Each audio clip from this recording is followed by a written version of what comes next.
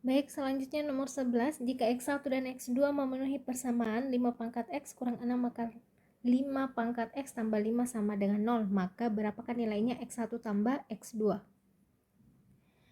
Oke, seperti yang kita ketahui bahwa bentuk umum dari persamaan kuadrat itu adalah pangkat 2. Harus ada pangkat 2-nya, sedangkan di sini kan pangkatnya adalah pangkat X. Nah, bagaimana cara memunculkan pangkat 2-nya? Nah, di sini kita terbantu karena ada akar, di mana akar ini tidak lain adalah pangkat 1/2. Nah, kalau kita ubah, kan bentuknya kayak ini, 6 dikali 5 pangkat 1/2, kan dikali lagi dengan X, ditambah 5 sama dengan 0. Nah, sekarang yang ini, nah, di sini kan di antara pangkat X dengan pangkat 1/2 X, kita cek yang mana yang paling rendah. Kalau kalian sudah bisa tentukan yang mana pangkat paling rendah, berarti itu adalah patokannya. Nah, ada X sama 1/2 X. Yang paling rendah di sini adalah 1/2 X. Nah, maka dari itu, yang jadi patokan itu adalah 5 pangkat 1/2 X. 5 pangkat 1/2 X. Di sini harus dikali berapa supaya hasilnya adalah X? 1/2 kali X kali berapa supaya hasilnya adalah X? Nah, di sini kan penyebut 2. Supaya penyebut 2-nya hilang, ya harus dikali dengan 2. Nah, X sama dengan X kan sudah sama, berarti pangkatnya di sini atau tanda tanyanya di sini harus diganti dengan 2. Ditambah 6 dikali 5 pangkat 1/2 X ditambah 5 sama dengan 0. Oke, sampai sini aman ya. Nah, sekarang bagaimana kita bisa antar dia dalam bentuk X1 tambah X2 seperti yang ditanyakan. Nah, kalau bentuk umumnya X kuadrat tambah BX tambah C sama dengan 0, artinya akar-akarnya ini adalah ya patokan dengan yang ininya, X1 dan X2. Nah, sedangkan yang ini kalau bentuknya seperti ini berarti akar-akarnya 5 pangkat 1/2 X1 dan 5 pangkat 1/2 X2. Akar-akarnya itu ini secara umum ya. Nah, sekarang kalau kita pakai sifat X1 ditambah X2 sama dengan minus B per A. Kalian pasti sudah tahu ini ya, ini kan bentuk paling dasarnya persamaan kuadrat. Ini wajib kita tahu. Nah, sekarang kita cek 5 pangkat 1/2 X1 ditambah 5 pangkat 1/2 X2 sama dengan minus B per A. Minus 6 per, sini ada 1 ya, minus 6/1 hasilnya adalah minus 6. Nah, yang bentuk ini kita tidak bisa tambahkan karena yang ini menggunakan X1, yang ini menggunakan X2. Jadi kalau kita gunakan rumus ini tidak membantu sama sekali. Nah, sekarang kalau kita pakai X1 kali X2, ini kan rumusnya C per A. Nah, jadi kalau kita pakaikan yang ini, 5 pangkat 1/2 X1 dikali dengan 5 pangkat 1/2 X2, hasilnya adalah C per A, 5 per 1. Hasilnya adalah 5. Nah, bentuk yang ini kita bisa sederhanakan. Masih ingat enggak rumusnya eksponen?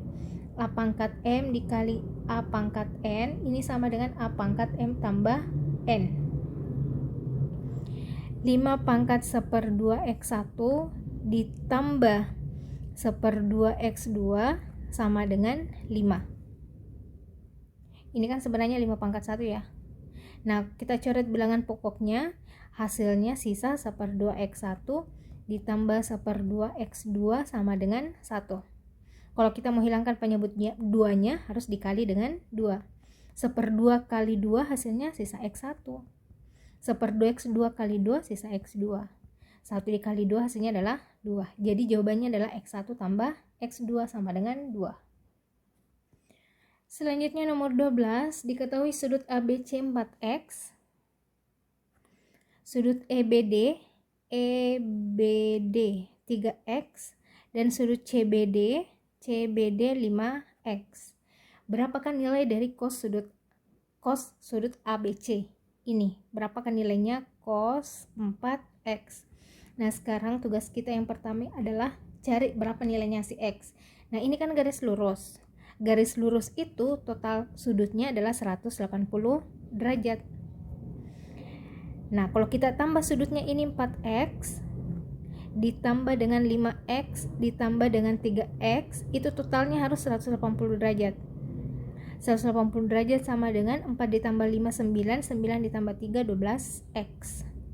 X sama dengan 180 derajat dibagi dengan 12, X sama dengan 15 derajat. Jadi cos 4x sama dengan cos 4 kali 15 derajat. 4 kali 15 60, cos 60, 90 ya. Cos 90 derajat itu hasilnya adalah 0. Nomor 13, jika fx sama dengan 2x pangkat 4 kurang 4x kuadrat tambah 8, berapakah nilai limit dari bla bla bla. Nah, secara sekilas kita harus kerjakan soalnya pakai secara limit, tapi ini tidak lain adalah definisi dari turunan. Oke, turunan, limit turunan sama integral itu mereka saling berkaitan. Jadi kalian harus kenali baik-baik bagaimana definisi turunan dalam bentuk limit, karena jangan sampai kalian gunakan cara limit yang sebenarnya bisa digunakan cara turunan. Nah, buat kalian yang belum tahu turunan itu operasinya kayak gimana, misalkan ada bentuk y sama dengan ax pangkat n. Nah, turunannya ini sama dengan kalikan pangkat dengan koefisien yang di depan. N dikali a hasilnya adalah an. X pangkat n dikurang 1. Ingat kalau turunan itu pangkatnya selalu dikurang 1. Nah, sekarang kita cek ini. F aksen X sama dengan, 2x pangkat 4 dulu. 4 dikali 2 hasilnya adalah 8. X pangkat 4 dikurang 1. Dikurang 4x pangkat 2, 2 dikali 4 hasilnya 8. X pangkat 2 dikurang 1. Ditambah, 8 kalau sebuah bilangan diturunkan itu hasilnya adalah 0. 8 turunannya adalah 0. Ini kalau kita sederhanakan menjadi 8x pangkat 3 dikurang 8x. Oke, jawabannya adalah A. 14. Jika akar-akar persamaan kuadrat x kuadrat tambah px tambah q sama dengan 0 adalah min 2 dan 3, berapakah nilai dari q kurang p? Kalau ada kata akar-akar, ini kan akar-akarnya min 2 dan 3. Jadi kita bisa misalkan x1 itu adalah minus 2 dan x2 sama dengan 3. Kalau kita substitusi nilai x sama dengan min 2 ke dalam sini, x sama dengan min 2 dalam sini hasilnya adalah 0. Begitu juga dengan yang ini. Kalau kita ganti nilai x-nya jadi 3, maka nilainya itu sama dengan 0. Nah, yang pertama untuk x1 sama dengan 2. Kita ganti x-nya jadi 2. 2 pangkat 2 ditambah p kali 2 tambah q sama dengan 0. 2 pangkat 2 kan 4.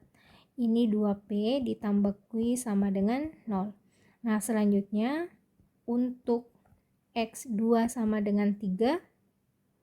3 pangkat 2 ditambah p kali 3 ditambah q sama dengan 0. 9 ditambah 3p tambah q sama dengan 0. Ini persamaan pertama, yang ini persamaan kedua. Nah, selanjutnya kita eliminasi. Kita eliminasi persamaan 1 dan 2 untuk mendapatkan nilai p dan q. 4 ditambah 2p tambah q sama dengan 0. 9 ditambah 3p ditambah q sama dengan 0. Nah, ini kan q-nya bisa langsung hilang ketika dikurang. 4 dikurang 9 minus 5. 2 dikurang 3p. Oh, min 2 ya. Ini juga min 2. Oh, jadi di sini minus 2p. Ini kan minus 2 pangkat 2, 4 ya. Oke. Min 2. Min 2 dikurang 3 hasilnya adalah minus 5p. Q dikurang Q hasilnya 0 sama dengan 0.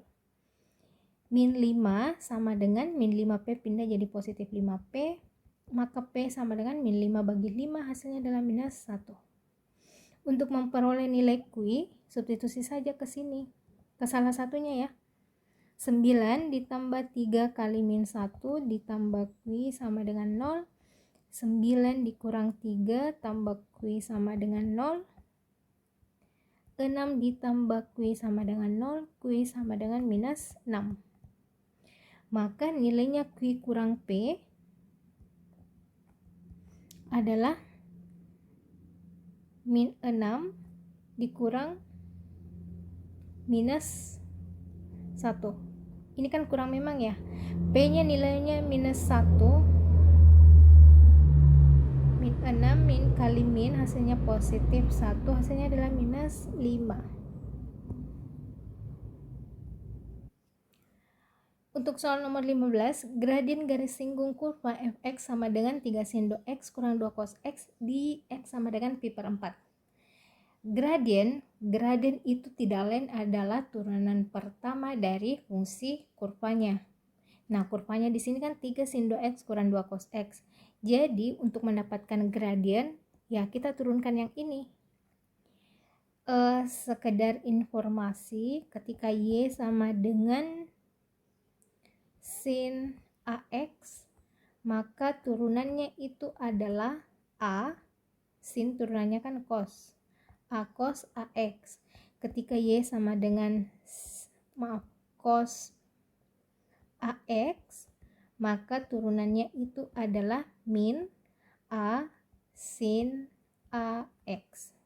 Jadi kalau ini 3 dikali turunannya sin 2x, 2 cos 2x dikurang 2 cos x itu turunannya adalah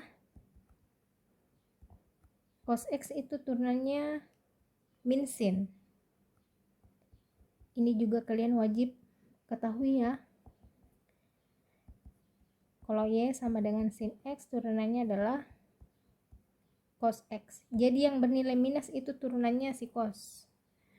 Cos x turunannya min sin x. 3 kali 2 hasilnya 6 cos 2x, min kali min hasilnya positif 2 sin x. Nah, di sini ada nilai x-nya pi per 4. Pi per 4 itu 180 bagi 4, hasilnya adalah 45 derajat. Kita sisa ganti nilai x-nya menjadi 45 derajat.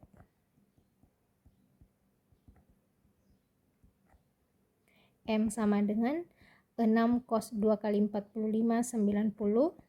Ini 2 sin 45.